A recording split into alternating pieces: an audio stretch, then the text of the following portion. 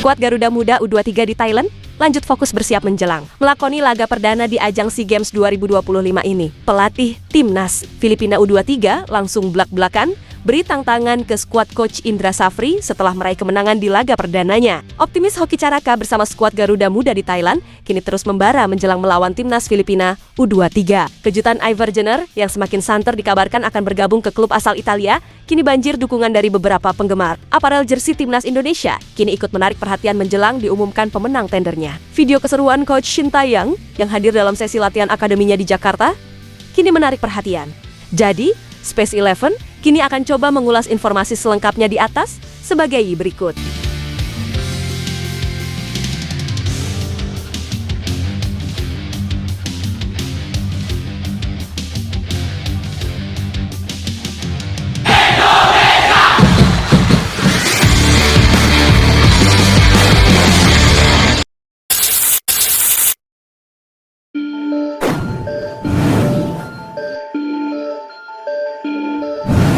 Penyerang andalan Timnas Indonesia U23, yaitu Hoki Caraka, kini benar-benar optimis bisa mengalahkan Filipina di laga perdana SEA Games pada Senin mendatang ini, di mana kemenangan atas Filipina akan membuat jalan skuad Garuda Muda semakin terbuka untuk lolos ke babak selanjutnya. Apalagi, setelah laga tersebut, skuad Garuda Muda akan melawan Myanmar pada 12 Desembernya, sekaligus laga terakhir di fase grup. Membawa skuad terbaik tentu menjadi ekspektasi PSSI agar pasukannya bisa meraih hasil terbaik di SEA Games ini. Hoki Caraka menjelaskan bahwa semua pemain sudah menjalani persiapan dengan baik, sebab ini akan menjadi modal penting agar bisa bersaing ketat di perebutan posisi di babak fase grup. Semua pemain dalam ambisi tinggi, karena ini akan menjadi pertandingan yang berat dan memiliki tekanan tersendiri. Saya dalam kondisi baik, kami terus fokus untuk laga pertama melawan Filipina, kata Hoki Caraka. Ya, ia melanjutkan bahwa skuad Garuda Muda membawa ambisi tinggi untuk bisa melangkah jauh di SEA Games ini. Hoki melihat bahwa peluang untuk mendapatkan medali emas sangat besar. Tentunya, mereka tidak boleh memandang remeh lawan, karena semua tim siap memberikan kejutan.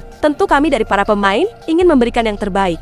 Memiliki target untuk bisa meraih medali emas di SEA Games kali ini, sekaligus mempertahankan prestasi di edisi sebelumnya, terang sang penyerang. Ya, Hoki Caraka menambahkan bahwa 4 pertandingan uji coba melawan India dan Mali memberikan dampak positif, di mana hal itu membuat mereka lebih percaya diri dan sudah bisa membangun chemistry dengan baik. Menurutnya, Coach Indra Safri sudah menyiapkan skema terbaik sesuai dengan skuad yang ada. Waktu yang ada juga sudah dimanfaatkan untuk mematangkan taktik untuk SEA Games edisi ini, dengan sudah menjalani beberapa laga uji coba sebelumnya, menjadikan kami lebih kompak dengan mengerti gaya permainan kami masing-masing, tutur Hoki Caraka.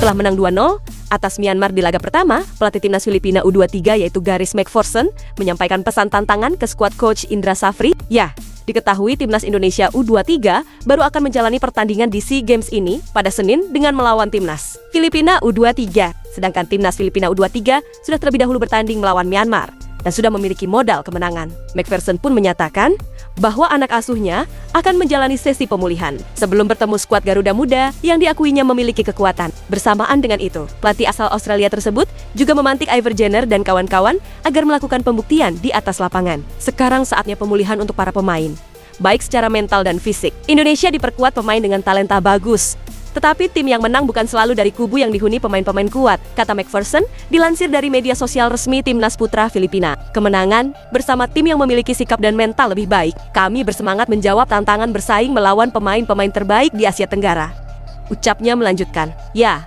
dalam pertandingan melawan Myanmar, anak asuh McPherson memang benar-benar menampilkan dominasi sejak menit pertama. Kemampuan pressing Javier Mariona dan kawan-kawan berpadu dengan permainan cepat ketika menguasai bola. Selain itu, Filipina juga tampak memanfaatkan sektor sayap dalam menusuk pertahanan lawan. Bagi McPherson dan beberapa anak asuhnya diketahui memang juga sudah pernah merasakan pertandingan menghadapi Timnas Indonesia di pertengahan tahun ini di ajang Piala AFF U23. Ketika itu, Timnas Indonesia U23 mendominasi permainan, namun hanya menang 1-0. Kala itu, kelemahan dalam penyelesaian akhir menjadi permasalahan di skuad yang saat itu dilatih oleh Gerald Van Burt. Namun kini, jika melihat skuad yang diisi oleh beberapa pemain abroad, tentu menarik menantikan seperti apa nantinya permainan skuad Garuda asuhan Coach Indra Safri. Semoga saja nantinya skuad muda ini bisa meraih hasil terbaik agar harapan demi harapan untuk mencapai target bisa tercapai di ajang ini.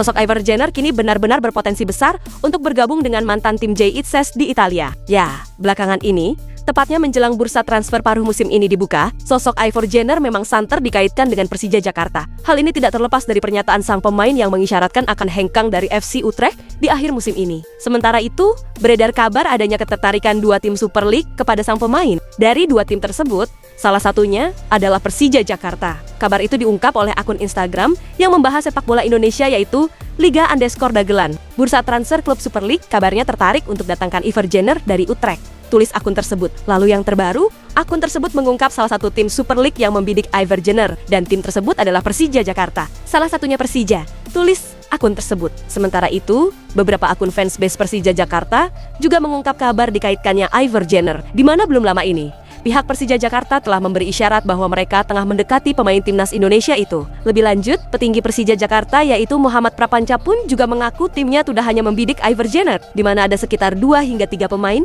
yang diincar oleh Makan Kemayoran. Ya mungkin, tapi memang dia doang. Kan masih ada 2 atau 3 pemain lagi, ucap Prapanca. Namun, rumor kini semakin santer bukan ke Persija Jakarta, di mana Iver Jenner berpeluang bergabung ke mantan tim JITSES di Italia yaitu Venezia. Ya, baru-baru ini beredar kabar di media sosial yang mengaitkan gelandang timnas Indonesia itu dengan Venezia. Kabar itu turut diungkap oleh akun Instagram yang juga kerap membahas sepak bola Indonesia. Perjalanan Iver Jenner menunjukkan perubahan besar dalam peta sepak bola Indonesia. Ini membuktikan bahwa pemain Indonesia bukan hanya bisa menembus Eropa, tetapi juga bersaing secara serius. Iver Jenner yang tumbuh pesat di Belanda kini menjadi tumpuan timnas Indonesia. Ia pun berpotensi naik level ke Serie B Italia. Belakangan Iver pun dirumorkan akan bergabung ke Venezia, tulis akun Instagram itu. Ya, kemungkinan Iver Jenner untuk bergabung ke Venezia terbilang besar. Seiring dengan potensi hengkangnya sang pemain dari FC Utrecht secara cuma-cuma di akhir musim ini, dalam hal ini tentu patut dinantikan. Apakah Iver Jenner akan merapat ke Persija Jakarta atau justru ke Venezia, klub asal Italia tersebut?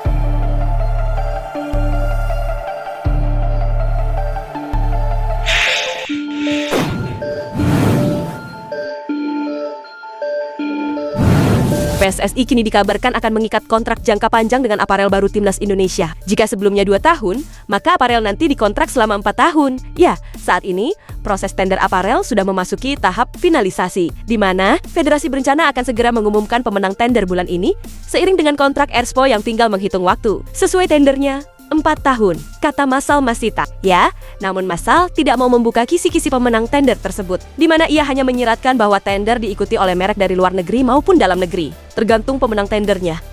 Kami pastikan tendernya fair. Ada panelnya yang menilai, bukan cuma soal besar-besaran nilai investasi.